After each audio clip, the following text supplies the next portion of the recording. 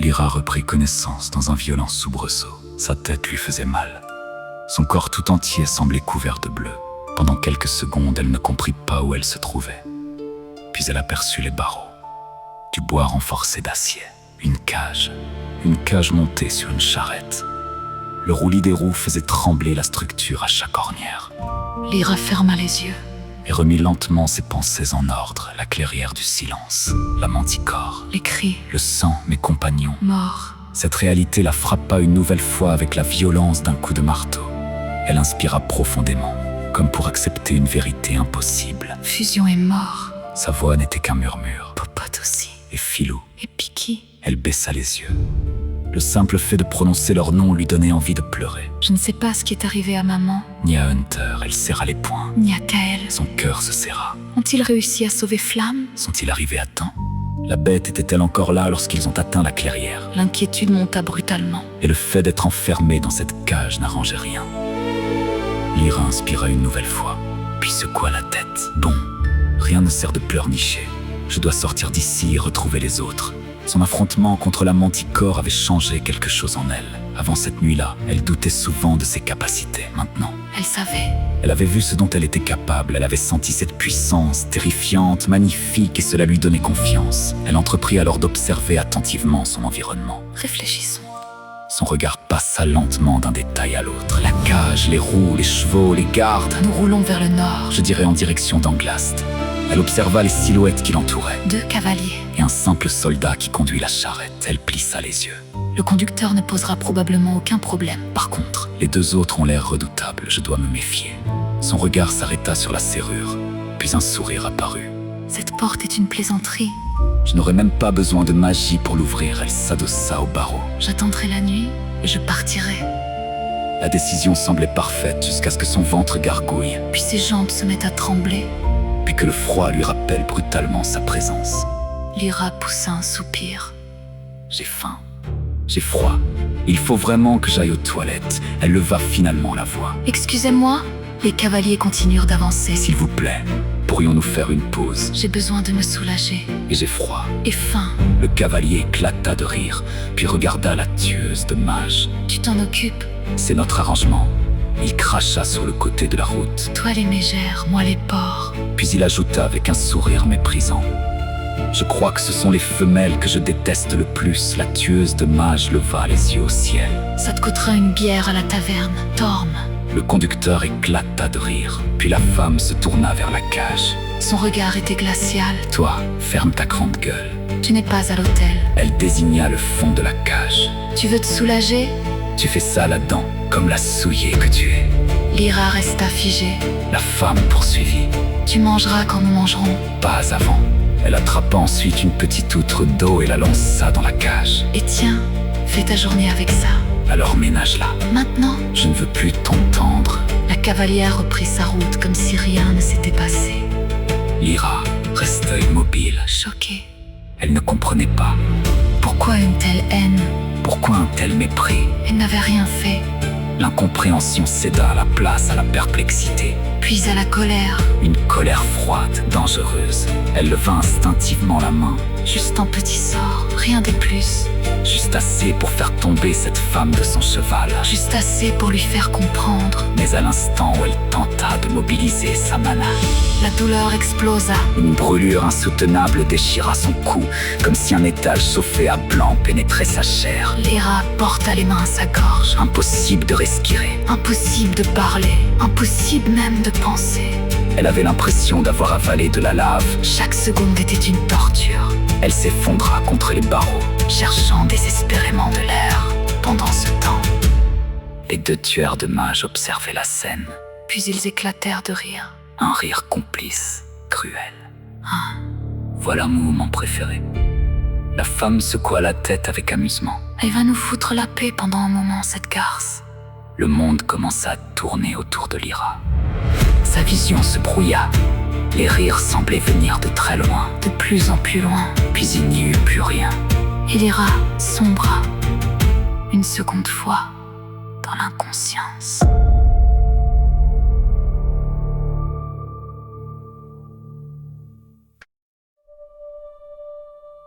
Lyra reprit conscience avec un violent mal de tête. La première chose qu'elle remarqua fut le mouvement régulier de la charrette. La deuxième fut l'obscurité. La nuit était tombée. Pourtant le petit convoi avançait toujours. Elle porta instinctivement les mains à son cou. Ses doigts rencontrèrent aussitôt quelque chose. Elle se figea. Qu'est-ce que... Elle tâta lentement l'objet, un collier. Comment n'avait-elle pas pu le remarquer plus tôt? Peut-être à cause de la douleur, peut-être à cause du choc. Peut-être parce que son esprit avait été occupé par des préoccupations bien plus urgentes. Elle tira légèrement dessus. Impossible de l'enlever. Le collier anti-mage lui brûlait encore légèrement le cou. Devant elle, les silhouettes des cavaliers se découpaient dans la lumière pâle de la lune. Puis la voix de Torm retentit. C'est bon. On arrive. Je vois les lanternes de l'auberge. Effectivement, une dizaine de minutes plus tard, la charrette ralentit, puis s'immobilisa. Une vieille enseigne grinçait au-dessus d'un bâtiment de pierre. Sur la façade, des lettres délavées annonçaient fièrement le grand hôtel de la capitale. Lyra observa l'endroit. Puis éclata presque de rire. Rien n'était grand, et rien n'était dans la capitale. L'auberge se trouvait encore à plusieurs jours d'Atriarche. Le bâtiment semblait tenir debout davantage par habitude que par solidité. Les volets étaient de travers. Une partie du toit s'était affaissée. Et les murs avaient probablement connu de meilleurs siècles. Si les voyageurs ne s'arrêtaient pas ici pour éviter de passer la nuit sur la route, l'endroit serait vide depuis longtemps. Un véritable boui-boui. Mais ce soir, il y avait du monde, beaucoup de monde. Des chevaux étaient attachés partout, des charrettes encombraient la cour, et la lumière qui filtrait par les fenêtres révélait une salle pleine à craquer. Les deux tueurs de mages échangèrent un regard agacé. la poisse. Grogna Torm. Eh bien, tant pis. Moi, j'en peux plus. J'ai besoin de dormir. Il désigna la cage du menton. On fait quoi de la souiller? La femme haussa les épaules. Comme d'habitude. On ne change rien. Elle tapota le collier de Lyra. Elle ne peut rien faire. Et les paysans du coin ne risqueront certainement pas leur peau pour elle. Elle se tourna vers le conducteur. Garde. Fais-la descendre. Et emmène-la à l'intérieur. L'homme sur la charrette marmonna quelque chose d'incompréhensible. Garde! Hurla la tueuse de mages! Maintenant, apparemment, la faim avait rendu sa patience inexistante. Quelques instants plus tard, l'étrange équipage pénétra dans l'auberge. Et immédiatement, Le silence tomba. comme une chape de plomb, Une trentaine de personnes occupaient les tables. marchands, Voyageurs, mercenaires, paysans, tous se turent. tous regardaient les nouveaux arrivants. Et surtout les capes noires des tueurs de mages. Torm balaya rapidement la salle du regard. Aucune table libre. Enfin, pas tout à fait. Au fond de la salle, Une grande table. occupée par seulement 2 hommes. Le tueur de mages s'y dirigea immédiatement. Bougez. Nous nous installons ici. Avec notre prisonnière, L'un des 2 hommes leva lentement les yeux, un visage dur. marqué par la vie. Une immense cicatrice traversait son visage du front jusqu'au menton. Son regard resta fixé sur Torm. Puis il répondit calmement. Rien à foutre. Va t'installer dans les tables avec les porcs de ton espèce. Dans la salle entière, plus personne ne respirait. Même Lyra comprit que quelque chose venait de très mal tourner. Le visage de Torm ne changea pas, Pas un muscle. mais la femme à ses côtés soupira. Comme quelqu'un que l'on venait d'obliger à accomplir une tâche ennuyeuse. Puis tout alla très vite. Trop vite, D'un geste presque invisible, elle tira une minuscule dague. une lame noire. Fine comme une aiguille, La dague traversa la gorge de l'homme. personne ne vit réellement le mouvement. Un instant, il était assis. L'instant suivant, Il s'effondrait au pied de la table, sans un cri, sans un mot. mort. Le deuxième homme blanchit. Ses yeux s'écarquillèrent Puis il recula, se leva. et quitta l'auberge si vite que ses jambes lui permettaient. Personne ne tenta de l'arrêter. Personne ne parla, personne ne bougea. Le silence était devenu encore plus lourd qu'avant. Et Lyra comprit soudain une chose. Ces deux-là n'étaient pas simplement dangereux, Ils étaient tellement habitués à tuer, qu'ils ne voyaient même plus les êtres humains comme des personnes, juste des obstacles. des insectes, des objets que l'on écarte du chemin. La tueuse de mages récupéra tranquillement sa dague, L'essuya sur la map.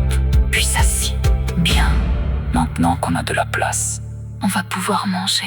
et dans toute la salle, Personne n'osa protester.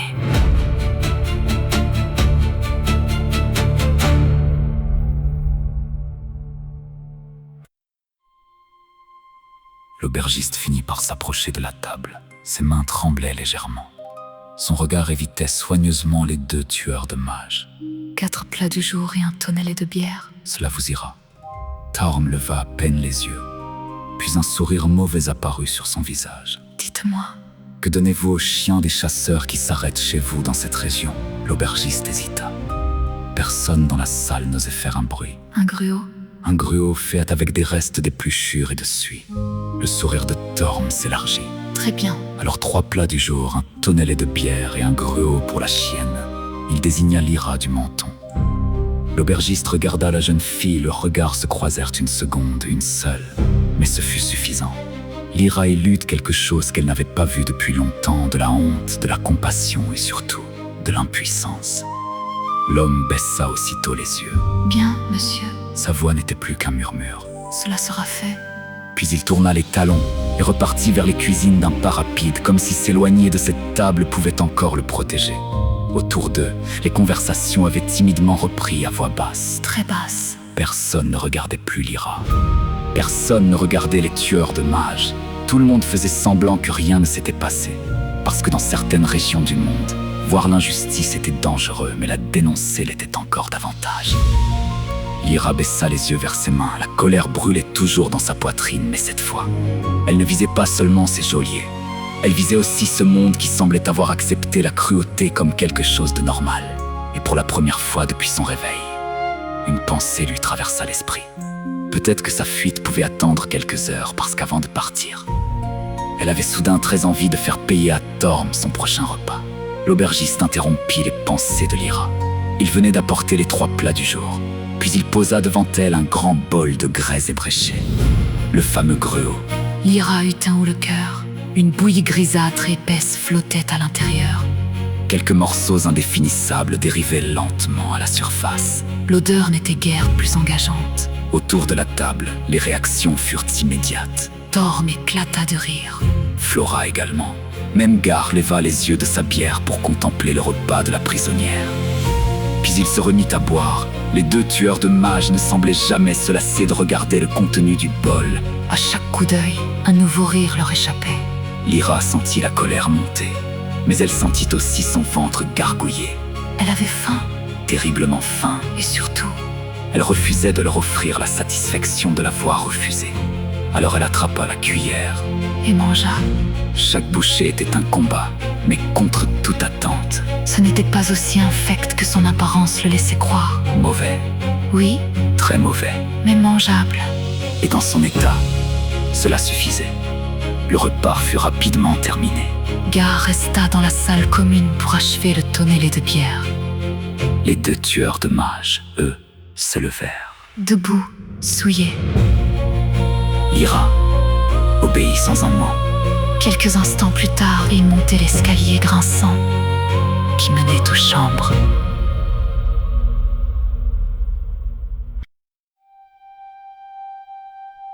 Le couloir semblait aussi vieux que l'auberge elle-même. Le bois craquait sous chaque pas. L'air était humide. Et une odeur étrange flottait partout. Un mélange de moisissures, de tabac froid. Et de sueur. Flora ouvrit une porte. La chambre apparut. Lyra comprit immédiatement pourquoi elle était libre. Personne n'avait dû vouloir de cette pièce. Le plafond était bas. Les murs étaient tachés d'humidité. Une unique fenêtre minuscule laissait passer un filet de lumière lunaire. Le lit semblait avoir été fabriqué à partir de planches récupérées sur une épave. La paillasse était déformée. Et l'odeur? L'odeur était la pire, comme si plusieurs générations de voyageurs avaient transpiré dans cette chambre sans jamais ouvrir la fenêtre. Une odeur de renfermé, de vêtements mouillés et d'urine ancienne. Lyra grimaça. Charmant. Torm éclata de rire. Tu trouves? Moi, je la trouve luxueuse. Puis son regard se posa sur le mur du fond. Un énorme clou de fer y était planté à plus de 2 mètres du sol. Massif. Rouillé. Solidement ancré dans la pierre. Un sourire mauvais apparut sur le visage du tueur de mages. Flora, accroche la souillée. Il est important de bien installer ses invités. Flora leva les yeux au ciel. Tu as vraiment un problème? Oui, mais il est ancien, et je l'entretiens avec soin. Lyra recula d'un pas. Vous êtes sérieux? Flora lui attrapa les poignets. Tout à fait. Quelques secondes plus tard, une cordelette solide entourait ses mains. Puis Flora tira. Encore. Et encore, jusqu'à ce que les poignets de Lyra atteignent le clou. La corde fut nouée, Solidement. très solidement. Lorsque Flora relâcha enfin la tension, Lyra comprit immédiatement le problème. Elle n'était pas assez grande, ses pieds touchaient encore le sol. Mais à peine. Juste la pointe des orteils. Ses bras étaient tendus au-dessus de sa tête, ses épaules tiraient déjà douloureusement. Impossible de s'asseoir. Impossible de s'allonger. Impossible même de trouver une position confortable. Bonne nuit, souillet. Dit Flora. Ils se couchèrent sur 2 paillasses. Puis Flora retourna une dernière fois. Essaie de ne pas mourir avant demain. Ça nous causerait des problèmes. Puis le silence. Lyra resta là debout, suspendue dans l'obscurité. Les minutes passèrent. Puis les heures. Ses épaules brûlaient. Ses poignets lui faisaient mal. Ses jambes tremblaient. Chaque fois qu'elle tentait de se reposer, son propre poids tirait davantage sur ses bras. Impossible de dormir. Impossible de fermer les yeux plus de quelques secondes. La nuit allait être longue. Très longue, mais au milieu de la douleur, une pensée revenait sans cesse. Kael, mon frère, tu me manques. Une gifle la réveilla, ou lui fit reprendre connaissance. Lyra n'aurait su dire laquelle des 2 possibilités était la bonne. Dormir dans une telle position semblait impossible, mais s'évanouir de fatigue. Cela, en revanche, lui paraissait parfaitement crédible. La douleur dans ses épaules était devenue insupportable. Ses poignets étaient en feu. Chaque muscle de son corps lui donnait l'impression d'avoir été battu pendant toute la nuit. Face à elle, Flora retirait déjà la corde du clou. debout, souillé. La gifle avait résonné dans toute la chambre. Il est temps de partir. Un sourire moqueur apparut sur les lèvres de la tueuse de mages. Je suis désolée. Tu as raté le petit déjeuner. Tu avais l'air de tellement bien dormir que nous n'avons pas voulu te réveiller. Torm éclata d'un rire gras, puis il attrapa la corde attachée au poignet de Lyra. Et tira brutalement. La jeune mage bascula en avant. Ses jambes refusèrent immédiatement de répondre. Après des heures suspendues, Elles étaient totalement engourdies. elle s'effondra au sol. Flora ricana. Regarde-moi ça. On dirait un faon qui apprend à marcher. Lyra serra les dents, Ne rien dire. ne rien montrer. Ne pas leur donner ce plaisir. Torm tira de nouveau, plus fort. Debout.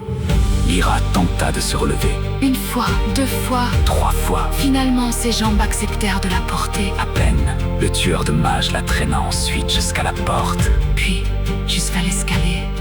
Chaque marche était une torture, Chaque mouvement réveillait une nouvelle douleur. mais petit à petit, la sensation revenait dans ses jambes. Lorsqu'elles atteignirent enfin le rez-de-chaussée, Lyra parvenait de nouveau à tenir debout. Torm remarqua immédiatement son amélioration. Alors, il la poussa Sans prévenir, Lyra dévala les 3 dernières marches. et s'écrasa lourdement sur le plancher de l'auberge. Les rares clients présents détournèrent immédiatement les yeux. Personne n'intervint. Personne ne protesta. Comme toujours.